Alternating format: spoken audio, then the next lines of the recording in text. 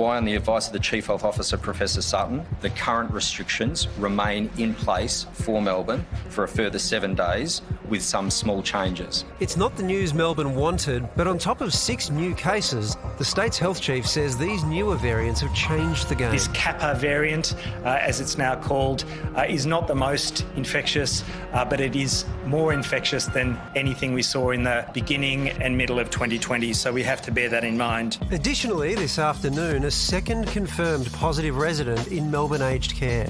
If we don't do this, this thing will get away. This variant of concern will become uncontrollable and people will die. No one wants to repeat last winter. New South Wales authorities have revealed a positive case from Melbourne's outbreak visited a number of places while on holiday in the state's south on the 23rd and 24th of May. It does highlight the fact that we need people to come forward for testing. It is critical, particularly if you've been in those general areas of that case, but also across New South Wales. In WA, a return traveller has caught COVID from another guest at a Perth quarantine hotel. The Premier accusing Canberra of sitting on its hands. Just goes to show that hotel quarantine was not built for these purposes. The best solution is obviously the Commonwealth using a remote location for these purposes next to an international airport, but so far they have steadfastly refused to do so. Quarantine standards also copping criticism this morning from one of the government's own COVID advisors. Some of the breaches we have seen recently are a direct reflection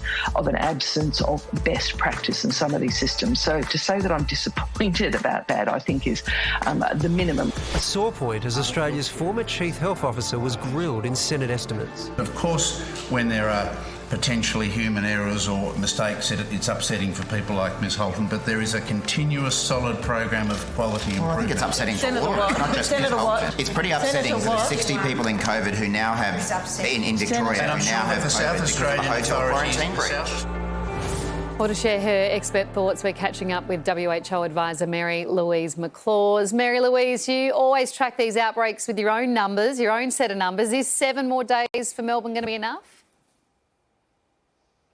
Good evening. I think that 7 days is just the minimum. We have in Australia gone for elimination, and now is not the time not to go for elimination. And with that, we need at least 14 days of zero. And given that this is a variant of interest and that it has been found to be more infectious than the wild strain we've had before in the UK and in animal models, we'd be foolish if we lifted the restrictions any sooner, particularly as we really haven't vaccinated our community at a high enough level for them to be protected. It's tough to hear you say from Sydney, Mary Louise. What would you put it at if you could choose how long the lockdown should go for? I would wait until you got a zero, your first day of zero, and then count 14 days at a minimum. Because outbreak management says you need at least 14 days for a cluster. And if this gets any bigger, then you'll need double the maximum incubation period of 28 days. It's interesting because we're hearing a lot about this scary new infectious strain. But today, Professor Peter Collignon said that the virus, he believes, seems to be behaving the same way it has in the past. And the language of this scary new sort of behaviour is inducing a level of fear in a way that perhaps isn't warranted. What would you say to that? Well, I don't think we need a level of fear, but I do think it's important that we tell the community exactly what they're dealing with. The World Health Organization has listed this as a variant of interest and reminds us that in animal models it's highly transmissible. And the UK had still has its nasty cousin Delta.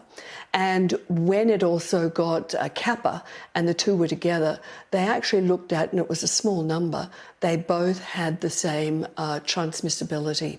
So we could be dealing with something, that is highly transmissible, highly infectious. But one reason that we're doing quite well in Victoria at the moment is contact tracing. They've been able to find people immediately within 24 hours after identifying a case. Now, that's quite remarkable, and so they might be able to contain this. But I'd remind people that it's better to be precautionary than have to be reactionary and be behind constantly chasing this nasty virus and having people die. Mary Louise, I feel like we've asked everybody this week, and perhaps even last, about their opinion on why it is Melbourne specifically that this keeps happening to. What's your version of events on that?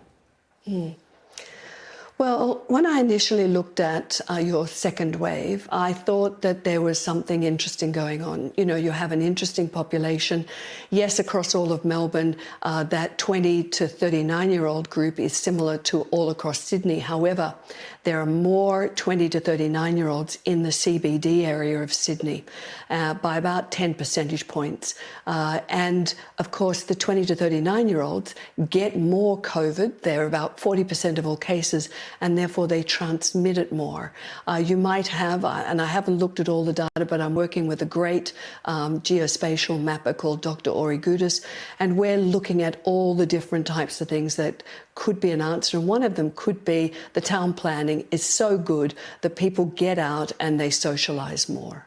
All right, well, it's always great to get your insight, Mary Louise. We'll watch and see what happens with the numbers. Thanks for your time. Take care. Hooray for town planning, yeah? Yeah, that grid system working a treat. Why don't we have a harbour? With so much content online, it's sometimes hard to keep up with it all. And let's face it, who has the time? The Project YouTube has you covered with the stories that matter. Hit subscribe for a daily list of the news that you need to know.